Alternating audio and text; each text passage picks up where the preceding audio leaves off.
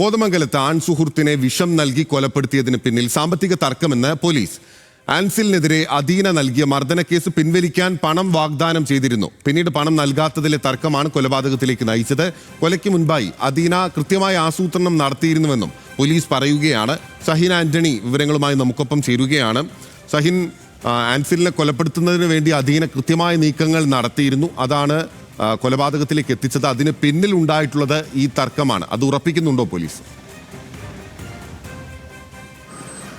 തീർച്ചയായിട്ടും ബില്ല് അത് ഉറപ്പിക്കുന്നുണ്ട്. കാരണം അദീന ഇന്നലെ അൻസിലിൻ്റെ മരണം നമുക്കറിയാം ഒരു സാധാരണ ആത്മഹത്യ പോലെയായിരുന്നു ആദ്യഘട്ടത്തിൽ പ്രചരിച്ചിരുന്നത്. പിന്നീട് പോലീസ് നടത്തിയ അന്വേഷണത്തിലാണ് ഈ പെൺസുഹൃത്തായിട്ടുള്ള അദീന പിടിയിലാകുന്നത്. അവരെ വിശദമായി ചോദ്യം ചെയ്തപ്പോൾ അവർ വൈകുന്നേരത്തോടെ കുറ്റം സമ്മതിക്കുകയായിരുന്നു.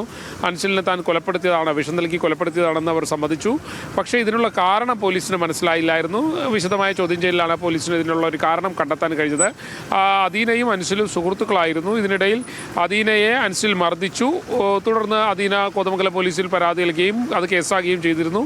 ആ ഘട്ടത്തിൽ ഈ കേസ് പിൻവലിക്കണമെന്ന ഒപ്പം തന്നെ അതിന് പണവും അൻസിൽ അദീനയ്ക്ക് വാഗ്ദാനം ചെയ്തു. എന്നാൽ ഈ പണവും നൽകാൻ തയ്യാറായില്ല. ഇതോടുകൂടി വലിയ വൈരാഗ്യം അൻസിലിനോട് അദീനയ്ക്ക് ഉണ്ടാവുകയാണ്. പിന്നീട് പല ഘട്ടങ്ങളിലും പണം ആവശ്യപ്പെട്ടു. പക്ഷേ അപ്പോഴൊന്നും അൻസിലെ പണം നൽകാൻ തയ്യാറായില്ല. ഇതോടെയാണ് ഇയാളെ കൊലപ്പെടുത്താൻ അദീന തീരുമാനിക്കുന്നത്. അത് കൃത്യമായ ആസൂത്രണം നടത്തിയായിരുന്നു. വീട്ടിലെ CCTV ക്യാമറകളടക്കം നശിപ്പിച്ചുകൊണ്ടായിരുന്നു ഇവർ അൻസിലിനെ കൊല്ലാൻ തീരുമാനിച്ചത്.